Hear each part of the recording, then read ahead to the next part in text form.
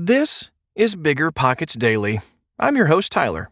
And if you're new to the show, I read articles from rockstar real estate investors every single day. Because we know you don't always have time for long podcast episodes or audiobooks. How to generate $10,000 in passive income monthly without quitting your day job by Paul Moore. Recently, I was at a real estate summit in Philadelphia when a guy in a Hawaiian shirt slipped into a nearby row. He had a beer in his hand, though it was only about 10 a.m., if I recall.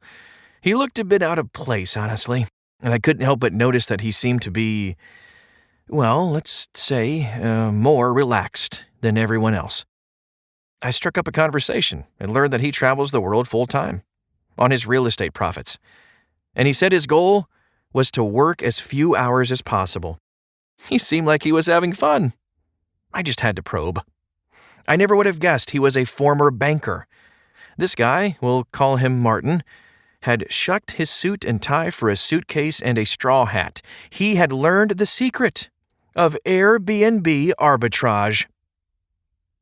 Martin explained that he is able to locate vacant apartments or other rentable units, furnish them, and make massive profits leasing them out to long-term corporate tenants, with Airbnb filling the gaps.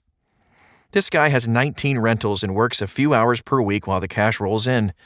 He did a great job at outsourcing virtually everything. I was looking for income for one of my kids and asked how I could learn more. He told me how he had been trained by Al, a guy who was actually speaking at that conference, and he introduced me to him that morning. Martin said, "When Al first told me years ago that I could make 3 times the profit on furnished rentals, I thought he was a little out there. When I did it myself over and over, I became a true believer. Probably would have made another $100,000 and retired a year or two earlier if I would have listened to Al a few years back." I attended Al's talk, and I think it was the most popular session at the conference, as he told how he had stumbled into this opportunity. The room was buzzing. I heard someone lean over to their friend and say, "This is a game changer. It could change my whole real estate investing strategy." Al is not only training others to do this, he's living proof that it works. An engineer by trade, he now refers to himself as a landlord scientist, and he's testing out different variables to see how to make this most profitable. Al is living the dream himself, with a stable of cash-producing corporate and Airbnb and long-term corporate rentals, with a twist. He has figured out how to maximize the profits in this niche without owning any real estate. He's learned the secret of Airbnb and corporate rental arbitrage. Why this works? Did you know that 36% of travel nights are by travelers on the road for 1 to 6 months? And did you know that Airbnb, only a decade old, hosts more nightly stays and is in more countries than the world's largest hotel chain, Marriott, which has been around since the 1950s? And that doesn't even count others like VRBO, Flipkey, HomeAway, or half a dozen others.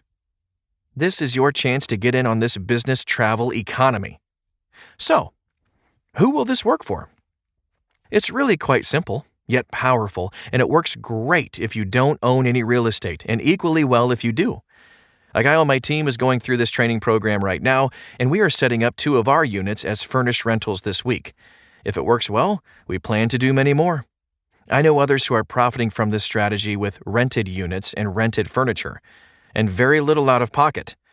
This is truly a strategy that I think anyone could use to increase their income and accelerate their ability to bag their job and jump into real estate investing full-time. Even if you don't want to do this particular strategy forever, I think it could be a bridge for you to get from where you are now to the place where you have income and options. See if you agree. The high-level strategy.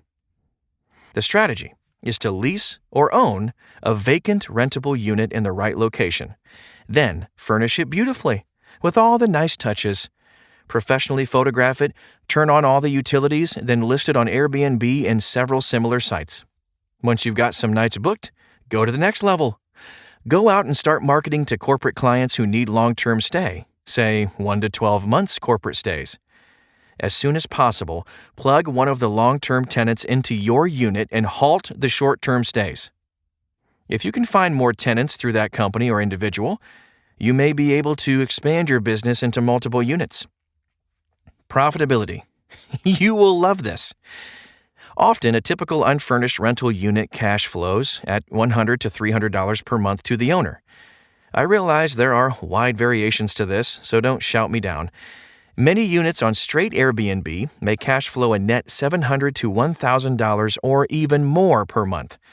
But there's a lot of effort involved with Airbnb.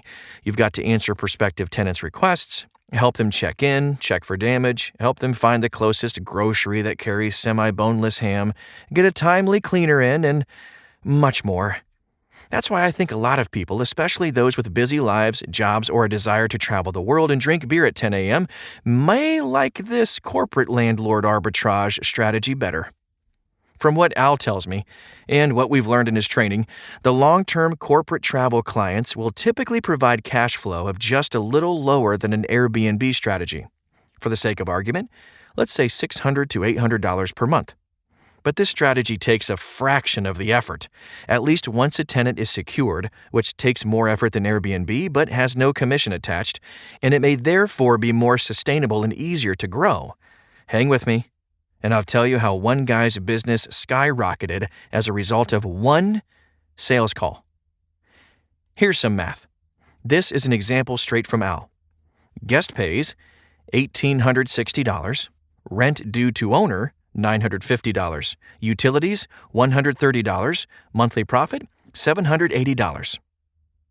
What are the detailed steps? It's quite simple. So simple it just might work. First, locate a vacant rental unit. This could be in an apartment complex, or it could be in a duplex or a single-family rental. Ideally, this unit would be in an area where there are business travelers. Look for locations where there are long-term stay hotels, like Extended Stay America, Homewood Suites, and Residence Inn by Marriott. Negotiate your best possible deal on the rental unit. See if you can get a month-to-month lease, and see if they'll let you delay your first payment till you have a tenant. Yes, you'll have to tell them what you're up to, but that should be fine. I have a theory that this may work very well in a new apartment complex that is still far from being leased up. But you'd have to get the owner to give you a discount if it's a Class A+ building. Next, furnish the unit as beautifully but economically as possible. Think of Joanna Gaines or other home stagers. That's your goal. Hey, if Chip and Joanna can renovate a whole house for $40,000, you can furnish it for cheap. I would expect you to spend about $3,000 furnishing a unit if you buy smart. Or you may even want to rent furniture to lower your risk even more. Then get professional photos. Don't skimp on this step. No, you cannot do first-class photos from your phone, not even in portrait mode on the iPhone X. Professional photos will help you stand above the crowd. Similarly, spend a lot of time reviewing the best Airbnb descriptions, and if needed, consider getting a copywriter to help write yours. Great writers can be worth their weight in gold. Turn on the utilities, get great Wi-Fi, cable, and more. Get your listing on Airbnb and start renting it out short-term. Last step, or you could do it first actually. Once you're up and running, start tracking down corporate tenants. You can do this on Facebook groups, Craigslist, at local companies, hospitals, or even by hanging around other extended stay hotels. Engineers, nurses, therapists, visiting professors, and construction people may be great tenants. And once you locate one, you may be able to follow the breadcrumbs back to their company. My new friend Al has dozens of strategies to market your unit to longer-term tenants, and it's beyond the scope of this article. Al has developed a whole lot of strategies, policies, and shortcuts for this business. He even provides labels for the silverware drawers in your units. That's why we're working with him, rather than going it alone. Once you have your units rented by long-term tenants, you will probably only need to plug Airbnb tenants in the gaps between one tenant and the next to maintain your revenue. More real-life examples. Since meeting Martin, I've heard about others who are killing it with this strategy. Like an Oklahoma pastor who was tired of his family being limited to his less-than-amazing salary. He started following these steps and ended up as a preferred housing provider for the Oklahoma City Dodgers minor league baseball team. Or the guy in the sticks, who loved this strategy but was sure he'd have to move to a bigger city to make this work. He finally got the courage to go to the local airport to offer his furnished unit as housing for people coming there for training. He was surprised when the airport manager followed him back to his unit, signed a 6-month agreement, then asked for 60 more units. That was a pretty good day for this guy. But of course, he now had a new problem. I'd take that new problem. Do the math. I don't know that this will happen to any of you, but how could you boost your income by doing this with 5 or 10 units? How would that impact your life and future, even if you don't want to do this forever? You may even find yourself in a position to acquire more units, small apartments, duplexes, or single-family rentals. Or you may be a large apartment owner, like my company, who uses this strategy to fill a handful of vacant units. There are many wonderful possibilities. One guy in California has 11 units, combo of leased and owned, that he's leasing out under an arrangement like this. His current positive cash flow is $7,160 per month. So far, he's been reinvesting his cash to buy more furnishings and rent more units.